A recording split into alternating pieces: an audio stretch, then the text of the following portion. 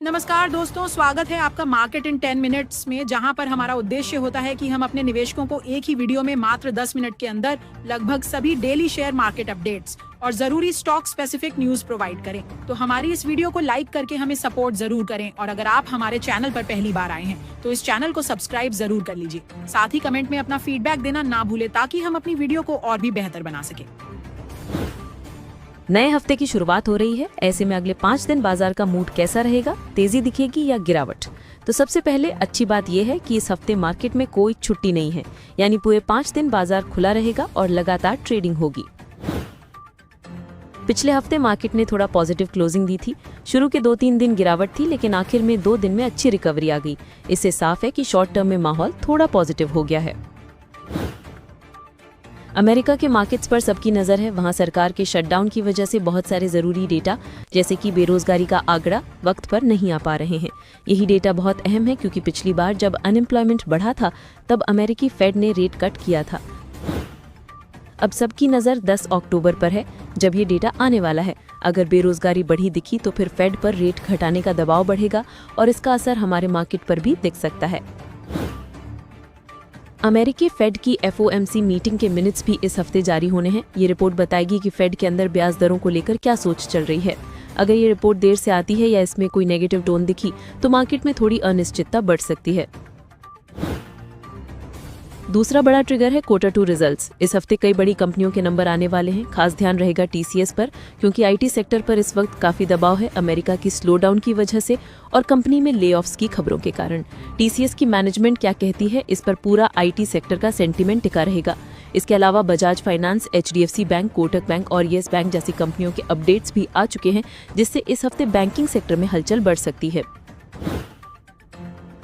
अब बात करें विदेशी निवेशकों यानी FIIs की, तो पिछले 3 महीनों से वो लगातार बिकवाली कर रहे हैं। वहीं हमारे घरेलू निवेशक यानी DIIs खरीदारी करके मार्केट को संभालने की कोशिश कर रहे हैं।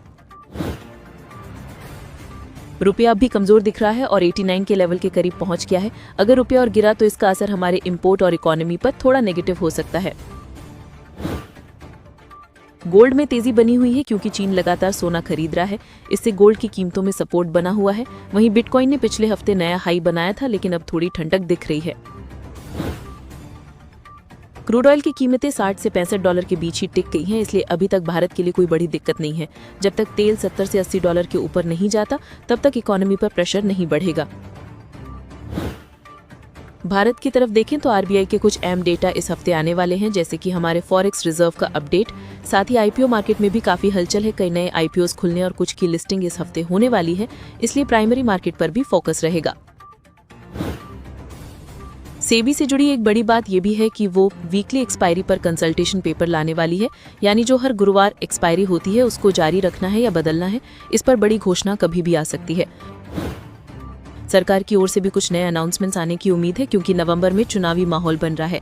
ऐसे वक्त में सरकार आमतौर पर पॉलिसी या स्कीम से जुड़ी बड़ी घोषणाएं करती है, इसलिए निवेशकों को इस पर नजर रखनी चाहिए। अब बात करें मार्केट के लेवल्स की। फिलहाल निफ्टी 25,000 के नीचे बंद हुआ है, लेकिन सपोर्ट काफी मजबूत है। अगर कोई पॉजिटिव खबर आई तो बुल्स के पास मौका रहेगा कि वो 25,000 का लेवल दोबारा पार कर ले। कुल मिलाकर कहा जा सकता है कि मार्केट फिलहाल 24,000 से 26,000 की रेंज में फंसा हुआ है। ऊपर जाता है तो टिक नहीं पाता, नीचे आता है तो रिकवरी आ जाती है, यानी अनिश्चितता बनी हुई है, लेकिन शॉर्ट टर्म में हल्की पॉजिटिविटी जरूर है। 13 अक्टूबर से डेली एक्सपायरी फिर से शुरू हो रही है, लेकिन ये इंडियन NSE या BSE पर नहीं, बल्कि गुजरात के गिफ्ट सिटी में बने इंटरनेशनल एक्सचेंज NSE IFSC पर होगी, यानी भारत के बाहर वाला ट्रेडिंग प्लेटफॉर्म है। इस डेली एक्सपायरी में इंडियन ट्रेडर्स या इन्वेस्टर्स को ट्रेड करने की इजाजत नहीं है। इसमें सिर्फ फॉरेन इन्वेस्टर्स, FPIs और NRIs ही ट्रेड कर पाएंगे, यानी यह मौका सिर्फ विदेशी खिलाड़ियों के लिए है। आम भारतीय इसमें हिस्सा नहीं ले सकते हैं। विदेशी निवेशक जब इस एक्सचेंज पर ट्रेड करेंगे तो अपने पोजीशन को बैलेंस करने के लिए वो इंडियन स्टॉक्स, खासकर निफ्टी 50 के बड़े शेयर जैसे Reliance, HDFC bank, ICICI bank में भी खरीद बिक्री करेंगे। इससे हमारे मार्केट में थोड़ी बहुत तेजी मंदी या वॉलेटिलिटी बढ़ सकती है। इस बदलाव से सरकार और एक्सचेंज को फायदा होगा क्योंकि ट्रेडिंग और टैक्स बढ़ेगा, लेकिन भारतीय रिटेल इन्वेस्टर्स के लिए फिलहाल कोई सीधा फायदा नहीं है। उल्टा अगर आगे जाकर सेबी ने वीकली एक्सपायरी में बदलाव किया तो ब्रोकरेज चार्जेस जैसे जीरोधा का जीरो ब्रोकरेज मॉडल भी बदल सकता है। अब थोड़ा नजर डालते हैं ग्लोबल अपडेट्स पर। हमास ने गाजा पीस प्लान को मंजूरी दे दी है और इससे मिडिल ईस्ट में तनाव कुछ कम हो सकता है। हालांकि डोनाल्ड ट्रंप ने चेतावनी दी है कि अगर जल्दी एक्शन नहीं हुआ तो हालात फिर बिगड़ सकते हैं। दिलचस्प बात यह है कि 6 अक्टूबर को नोबेल प्राइज 2025 की घोषणा होनी है और कुछ लोग कह रहे हैं कि ट्रंप अपनी शांति प्रयास को इसी दिशा में दिखाना चाहते हैं। यूके के प्रधानमंत्री कीयर स्टारमर 8 और 9 अक्टूबर को भारत आने वाले हैं। हाल ही में भारत यूके के बीच फ्री ट्रेड एग्रीमेंट साइन हुआ था और अब उम्मीद है कि आगे और भी नए निवेश समझौते होंगे। वर्ल्ड बैंक की चीफ इकोनॉमिस्ट ने कहा है कि भारत के सर्विस और मैन्युफैक्चरिंग एक्सपोर्ट में बहुत बड़ी ग्रोथ की संभावना है। उनका कहना है कि भारत आज कई देशों से तेजी से आगे बढ़ रहा है और ये फॉरेन इन्वेस्टर्स के लिए एक बड़ा मौका है। गोल्डमैन सैक्स के सीईओ डेविड सॉलोमन ने चेतावनी दी है कि अमेरिका में एआई फ्रेंजी के कारण मार्केट में कभी भी करेक्शन यानी गिरावट आ सकती है। अगर ऐसा हुआ तो विदेशी निवेशक अमेरिका से पैसा निकालकर भारत जैसे देशों में डाल सकते हैं। इसलिए कहा जा सकता है कि लॉन्ग टर्म में इंडिया ग्रोथ स्टोरी बरकरार है। अब बात करते हैं बजाज फाइनेंस की। देश की सबसे बड़ी एनबीएफसी इस कंपनी ने अपने Q2 के बिजनेस अपडेट्स जारी किए हैं और नंबर देखकर साफ है कि कंपनी ने दमदार ग्रोथ दिखाई है। कंपनी का एसेट अंडर मैनेजमेंट अब 4.62 लाख करोड़ रुपए तक पहुंच गया है, जो पिछले साल के मुकाबले करीब 24% ज्यादा है। इसका मतलब है कि कंपनी का कर्ज देने वाला बिजनेस तेजी से बढ़ रहा है। न्यू लोन बुक में भी 26% की शानदार ग्रोथ देखने को मिली है। कंपनी ने इस बार 12.17 लाख करोड़ रुपए तक के नए लोन जारी किए, जबकि पिछले साल यही आंकड़ा 9.69 लाख करोड़ रुपए था। इससे पता चलता है कि मार्केट में लोन की डिमांड मजबूत है। कस्टमर फ्रेंचाइज भी बढ़कर 110 मिलियन के करीब पहुंच गई है, जो पहले 92 मिलियन थी। डिपॉजिट्स में भी 5.5% की बढ़त हुई है, जो अब 69,750 करोड़ रुपए तक पहुंच चुके हैं। बेस इतना बड़ा होने के बावजूद ये ग्रोथ वाकई अच्छी मानी जाएगी। इंडसइंड बैंक के तिमाही अपडेट में थोड़ी कमजोरी दिखी है। बैंक के लोन यानी एडवांसेस और डिपॉजिट्स दोनों ही घटे हैं, जिससे पता चलता है कि बैंक की ग्रोथ इस वक्त थोड़ी स्लो है। कम लागत वाले डिपॉजिट्स यानी कासा रेशियो में भी गिरावट आई है, जो बैंक की फंडिंग कॉस्ट बढ़ा सकता है। हालांकि नेट इंटरेस्ट मार्जिन में मामूली सुधार हुआ है, लेकिन पिछले साल के मुकाबले बैंक की प्रॉफिटेबिलिटी अब भी कमजोर बनी हुई है। टाटा स्टील को ओडिशा सरकार से 2,410 करोड़ रुपए का बड़ा डिमांड नोटिस मिला है, जो कंपनी के सुकिंदा क्रोमाइट ब्लॉक पर जुड़े माइनिंग प्रोजेक्ट पर लगाया गया है। सरकार का आरोप है कि कंपनी ने तय मात्रा में खनन नहीं किया, जबकि टाटा स्टील का कहना है कि ये नोटिस बिना ठोस आधार के है और कंपनी इस फैसले के खिलाफ कानूनी कदम उठाएगी। निवेशकों के लिए ये केस शॉर्ट टर्म में स्टॉक पर दबाव डाल सकता है। सीकल इंडिया को महाराष्ट्र सरकार की तरफ से 712 करोड़ रुपए का बड़ा ऑर्डर मिला है। कंपनी राज्य के 4 जिलों में सोलर पावर प्रोजेक्ट लगाएगी, जो किसानों को सस्ती और क्लीन एनर्जी देने की दिशा में एक कदम है। ऐसी ऑर्डर्स कंपनी के रेवेन्यू और फ्यूचर ग्रोथ दोनों के लिए पॉजिटिव माने जाते हैं। डी मार्ट यानी एवेन्यू सुपरमार्ट्स ने सितंबर तिमाही में अच्छी सेल्स ग्रोथ दिखाई है। कंपनी का रेवेन्यू करीब 16,200 करोड़ रुपए तक पहुंच गया, जो पिछले साल से ज्यादा है। इसका मतलब है कि त्योहारों के सीजन में कंज्यूमर डिमांड बढ़ रही है और रिटेल सेक्टर में एक्टिविटी पॉजिटिव हो रही है। येस बैंक ने 6.5% लोन ग्रोथ और 7% डिपॉजिट ग्रोथ दिखाई है। कोटक बैंक में 14% डिपॉजिट और 15% लोन ग्रोथ रही है, जबकि पंजाब एंड सिंध बैंक का टोटल बिजनेस 12% बढ़ा है। इसका मतलब साफ है, पूरा फाइनेंस सेक्टर एक्टिव मोड में है और मंडे को इसका असर पूरे मार्केट पर दिखेगा। याद रखो, जब बैंक और एनबीएफसीज मूव करते हैं तो पूरा मार्केट मूव करता है।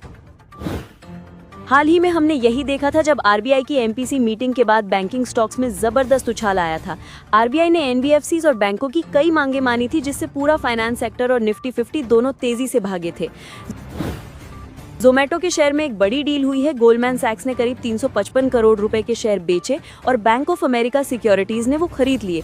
इसलिए अगले हफ्ते जोमेटो पर नजर जरूर रखिए, क्योंकि ऐसे ब्लॉक डील्स के बाद शेयर में मूवमेंट देखने को मिलता है।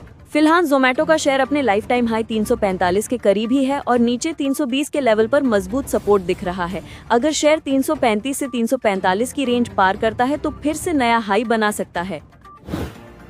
अब बात MCX की करें तो कंपनी के शेयर ने पिछले दिन करीब 2% का उछाल दिखाया।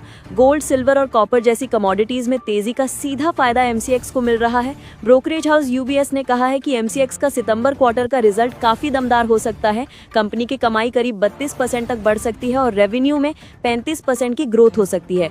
UBS ने MCX को बाय की रेटिंग दी है और 10,000 रुपए का टारगेट प्राइस। पारस डिफेंस के शेयर ने पिछले दिन 5% की बढ़त के साथ क्लोजिंग दी है। कंपनी को 46 करोड़ रुपए का नया ऑर्डर मिला है एंटी ड्रोन सिस्टम बनाने के लिए। एंटी ड्रोन टेक्नोलॉजी की डिमांड बहुत तेजी से बढ़ रही है, इसलिए शेयर में जबरदस्त पॉजिटिव सेंटिमेंट देखने को मिला। लुपिन ने अमेरिका में डायबिटीज की नई दवा लॉन्च की है जो नोवो नॉर्डिस्क की विक्टोजा के समान है। ये इंजेक्शन ब्लड शुगर कंट्रोल करने में मदद करेगा और कंपनी के अमेरिकी बिजनेस को मजबूत कर सकता है। अमेरिकी मार्केट में इसकी सालाना बिक्री करीब $350 मिलियन की है, जो लुपिन के लिए एक बड़ा अवसर है। आदित्य बिरला फैशन में सोमवार को एक बड़ी ब्लॉक डील होने वाली है, जिसमें फ्लिपकार्ट अपनी पूरी 6% की हिस्सेदारी बेचने जा रहा है। ये डील करीब 950 करोड़ रुपए की बताई जा रही है। आमतौर पर जब इतना बड़ा सेल ऑफ होता है तो शेयर की कीमत पर थोड़े समय के लिए दबाव बन सकता है। हालांकि कंपनी की फाइनेंशियल स्थिति मजबूत है और रेवेन्यू ग्रोथ भी लगातार बनी हुई है। आदित्य बिरला ग्रुप की ब्रांड वैल्यू और लाइफस्टाइल बिजनेस में पकड़ की वजह से लॉन्ग टर्म इन्वेस्टर्स के लिए भरोसा बना हुआ है। अब बात शेयर मार्केट के मिड कैप सेगमेंट की, जहां कुछ शेयर अगले 12 महीनों में 30 से 40% तक रिटर्न दे सकते हैं। एक्सपर्ट्स के मुताबिक सुज़लॉन एनर्जी का टारगेट ₹76 है, यानी करीब 40% की बढ़त की संभावना। कल्याण ज्वेलर्स की बात करें तो गोल्ड और ज्वेलरी बिजनेस में मजबूत पोजीशन के चलते शेयर में लगभग 38% तक की तेजी की उम्मीद जताई गई है। शादी सीजन और गोल्ड की मांग बढ़ने से कंपनी की सेल्स और प्रॉफिट दोनों में ग्रोथ की संभावना है। क्रॉम्पटन ग्रीव्स कंज्यूमर इलेक्ट्रिकल्स के लिए टारगेट प्राइस ₹406 तय किया गया है, यानी यहां से करीब 37% की संभावित बढ़त मिल सकती है। कंपनी अपने होम अप्लायंसेज और इलेक्ट्रिकल गुड्स सेगमेंट में लगातार अच्छा प्रदर्शन कर रही है। Clean science and technology chemical sector की एक कंपनी निवेशकों की फेवरेट बनी हुई है। एक्सपर्ट्स का मानना है कि इसमें अगले कुछ महीनों में लगभग 35% का अपसाइड देखने को मिल सकता है, खासकर इसकी एक्सपोर्ट डिमांड बढ़ने के कारण। Godrej properties real estate sector की इस दिग्गज कंपनी में करीब 30% तक की तेजी की उम्मीद है। कंपनी लगातार नए प्रोजेक्ट्स लॉन्च कर रही है और हाउसिंग डिमांड में मजबूती इसकी ग्रोथ को सपोर्ट कर रही है। SPIC यानी सदर्न पेट्रोकेमिकल इंडस्ट्रीज में खरीदारी की राय दी गई है। ₹95 के आसपास टारगेट प्राइस ₹104 रखा गया है और स्टॉप लॉस ₹91 पर रखना चाहिए। ये स्टॉक फर्टिलाइजर सेक्टर से जुड़ा है और हाल में इसमें अच्छा वॉल्यूम दिखा है। MRPL यानी मैंगलोर रिफाइनरी एंड पेट्रोकेमिकल्स को खरीदने की सलाह ₹143 पर, टारगेट ₹158 और स्टॉप लॉस ₹135 के साथ। ऑयल सेक्टर में सुधार और रिफाइनिंग मार्जिन बढ़ने से इसमें बढ़त की उम्मीद है। अगला नाम है HFCL, जिसे खरीदने की सलाह ₹76 पर दी गई है, टारगेट ₹83 और स्टॉप लॉस ₹72 रखा गया है। ये कंपनी टेलीकॉम और ऑप्टिकल फाइबर सॉल्यूशंस बनाती है और सरकार की डिजिटल प्रोजेक्ट से जुड़ी है। अब बढ़ते हैं अगले सेट की तरफ, जहां एक्सपर्ट सुमित बगाड़िया ने सोमवार 6 अक्टूबर के लिए ₹100 से नीचे के 3 शेयर सुझाए हैं। पहला नाम है विक्रम इंजीनियरिंग। इसे खरीदने की सलाह दी गई है ₹97.20 पर, टारगेट ₹105 और स्टॉप लॉस 93.6 के साथ। टेक्निकल चार्ट्स दिखा रहे हैं कि इसमें बुलिश ट्रेंड बन रहा है। दूसरा स्टॉक है आंध्रा पेपर, जहां खरीदारी की राय दी गई है ₹85.3 पर, टारगेट ₹91.5 और स्टॉप लॉस ₹82.2 रखा गया है। पेपर इंडस्ट्री में बढ़ती डिमांड और कम इनपुट कॉस्ट इसका बड़ा प्लस पॉइंट है। तीसरा स्टॉक है MMTC, जो मेटल ट्रेडिंग सेक्टर की सरकारी कंपनी है। इसे खरीदने की सलाह ₹69.06 पर दी गई है, टारगेट ₹75 और स्टॉप लॉस ₹67 के साथ। गोल्ड और सिल्वर की डिमांड बढ़ने से इसमें अपसाइड देखने को मिल सकती है। मेटल और बैंकिंग सेक्टर दोनों में इस समय अच्छी मजबूती दिख रही है। टाटा स्टील, हिंडाल्को और JSW स्टील जैसे स्टॉक्स में बढ़िया खरीदारी हुई है। इसी तरह कोटक महिंद्रा बैंक और एक्सिस बैंक जैसे प्राइवेट बैंक्स भी बेहतर दिख रहे हैं। भारत का डेटा सेंटर सेक्टर इस समय तेज रफ्तार से बढ़ रहा है। फिलहाल देश की डेटा सेंटर कैपेसिटी करीब 1.2 गीगावाट है, लेकिन अगले 5 साल में ये 3 गुना से ज्यादा होकर 3 गीगावाट तक पहुंच सकती है। इसकी सबसे बड़ी वजह है तेजी से बढ़ता डिजिटलाइजेशन, AI की मांग और डेटा लोकलाइजेशन कानून। गूगल और OpenAI जैसे टेक जायंट्स भारत में बड़े डेटा सेंटर प्रोजेक्ट्स पर काम करने की तैयारी में है। गूगल आंध्र प्रदेश में 1 गीगावाट का डेटा सेंटर बनाने पर चर्चा कर चुका है, जबकि OpenAI के CEO सैम ऑल्टमैन ने भी भारत में बड़े पैमाने पर डेटा हब सेटअप करने की योजना का संकेत दिया है। भारतीय कंपनियां भी पीछे नहीं है। अडानी ग्रुप अपनी अडानी कॉनेक्स यूनिट के जरिए डेटा सेंटर क्षमता को 40 मेगावाट से बढ़ाकर 210 मेगावाट करने की तैयारी में है। वहीं रिलायंस गुजरात में 3 गीगावाट डेटा सेंटर बनाने के लिए 20 से 30 बिलियन डॉलर का निवेश करने की योजना बना रहा है। इसके अलावा हीरानंदानी ग्रुप और अनंत राज डेवलपर्स जैसी रियल एस्टेट कंपनी अब घरों की बजाय डेटा सेंटर बनाने में अरबों रुपए झोंक रही हैं। इससे साफ है कि ये सेक्टर भारत में अगला बड़ा ग्रोथ इंजन बन सकता है। हालांकि चुनौतियां भी कम नहीं है। एक डेटा सेंटर शुरू करने के लिए 30 से ज्यादा अप्रूवल लेने पड़ते हैं, जिससे प्रोजेक्ट में देरी होती है। साथ ही जमीन से जुड़ी कानूनी दिक्कतें और ओवर सप्लाई का खतरा भी निवेशकों के लिए चिंता का विषय है। प्रधानमंत्री मोदी ने करीब 62,000 करोड़ रुपए की नई स्कीम्स लॉन्च की, जिनका फोकस युवाओं के स्किल और रोजगार बढ़ाने पर है। इसका सबसे बड़ा हिस्सा ITI संस्थानों को अपग्रेड करने में लगाया जाएगा, ताकि युवाओं को ट्रेनिंग और रोजगार के बेहतर मौके मिल सके। इस प्रोजेक्ट के तहत देश भर के 1000 सरकारी ITI सेंटर को नए हब एंड स्पोक मॉडल में बदला जाएगा, यानी 200 बड़े ITI हब होंगे और 800 छोटे ITI उनसे जुड़े रहेंगे। इसमें करीब 600 करोड़ रुपए की सीधी सरकारी इन्वेस्टमेंट होगी और बाकी पैसा बैंकों और फाइनेंशियल इंस्टीट्यूशन से आएगा।